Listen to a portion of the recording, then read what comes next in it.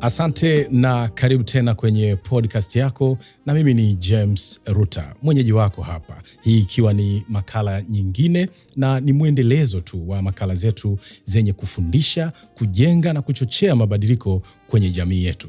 Hivyo basi nikushukuru kwa namna ya pekee sana kwa kujali na kutenga muda wako na kuhakikisha kwamba makala hii nayo haikupiti. Wewe ni mtu wa thamani sana, tunakuthamini sana. Hivyo basi nikukaribishe na nikuweke tayari tu kama ilivyo ada. Sisi tunahakikisha tunakuletea wageni wenye tija, wageni wenye mashiko, wageni ambao watasaidia kuchochea mabadiliko kwenye jamii yetu. Hivyo basi kama ilivyo ada, leo ninaye mgeni kutoka hospitali ya rufaa ya mkoa wa Mwananyamala hapa jijini Dar es Salaam. Yeye ni daktari wa afya ya akili na uraibu wa dawa za kulevya. Pia ni mkuu wa kitengo cha tiba saidizi ya methadone kwa waraibu wa heroin ama afyuni. Si mwingine bali ni Dr. Geoff Hongo. Daktari, karibu sana. Asante sana ndugu mtangazaji. Karibu sana.